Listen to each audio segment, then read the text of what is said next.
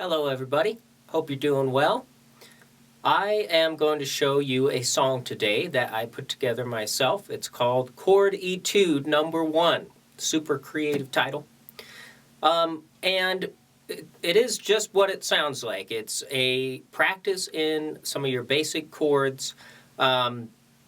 These are your full first position chords, so if you've done a couple of the chord songs in the past, you'll know that I simplify things down to the most simple chords that we can.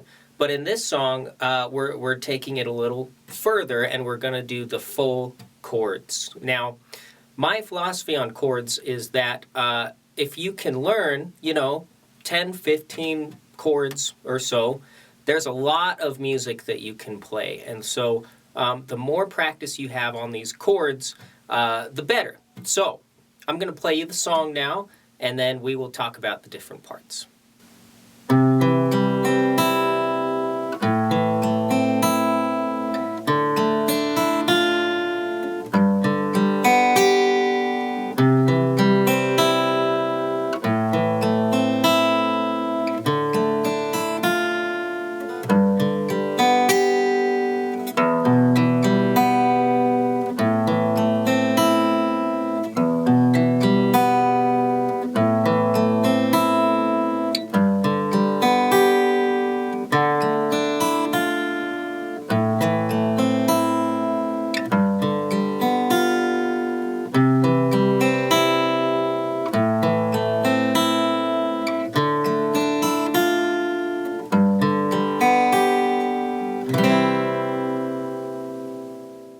Okay, now, I will say there's a few things you'll want to know before you get started on this song, namely the chords that you're going to be playing. So I would highly recommend actually having these memorized before you start.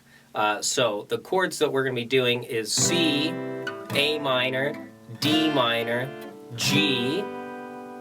There's also an E minor in there. And then, last but not least, there's a G7 chord. Okay, now, I picked these chords because they're all in the key of C, which is a very common key for a guitar. We're going to run into these chords all the time, so we might as well get them down the best that we possibly can. Now, the way that I put the song together, I deliberately kind of chose some of the most common chord changes that you'll run into. So for example, from C to A minor happens a lot. A minor to D minor to G7. These are very basic transitions that you'll just want to get used to. So I basically took all of those and put it into a song. Okay, now the A section has one chord progression that it just is going to repeat twice. C, A minor, D minor, and G. Okay? Now, one of the most important things for this entire song, and you've probably heard me say this before, is that you want to curve your fingers. Okay? That should just be something that you get used to doing with every chord song you run into ever, basically. The more you can curve those fingers, the less muted notes that you'll get, because we don't want those. We want nice and clear arpeggios when we play the chords.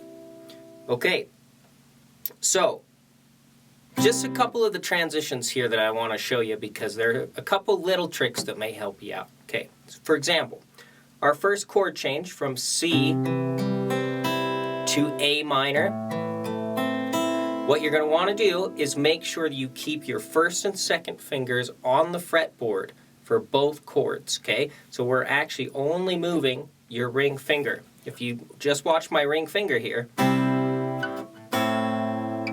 it's the only one that's moving, okay? Now from A minor to D minor, what we're going to do is we're going to move, first of all, your middle finger up just one string, stays on second fret. We're going to kind of move your third finger and stretch it out up to third fret. And then your first finger is also just moving up one string as well. So your second and first fingers are just moving up a string, staying on the same fret. and then we take your third finger and we stretch it up to 3rd fret. Okay, so that's A minor to D minor. Now D minor to G, that is probably the trickiest transition because we have to move the furthest. So I would recommend really kind of focusing on that middle finger. We have to get that one down first because that's going to be our bass note. That's going to be the first note that we play when we get to that measure. So naturally we want to make sure we get that finger down first. So from D minor to G, try to focus on that middle finger. All right, now that's the A section. The B section, we're going to take E minor and A minor. Okay? Now, this is a pretty easy transition because all you have to do is take these two fingers here, your 2nd and 3rd fingers, and move them up a string. That's it. Okay? So E minor, both on 2nd fret. A minor, we're moving them up 1 string. And then we just have to place this 1st finger down on 1st fret, 2nd string. Okay, so pretty easy. Okay, now we're going to do that twice for the B section. Then we go back to the A section to finish off the song, finishing off with a full C chord. Okay, now, a couple more things about this song. These are arpeggios. If you don't know what an arpeggio is, basically all it is when we take a chord, first C chord for example, and instead of strumming all the notes at the same time, we're going to pluck each individual note one at a time.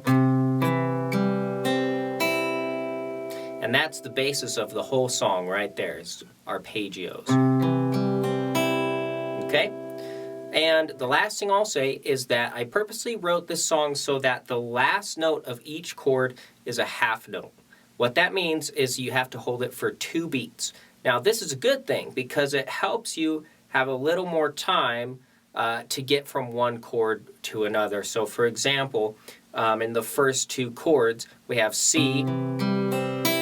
We can let that top note ring out before we have to switch to A minor. So we're not kind of having to rush into each chord. So that is the song.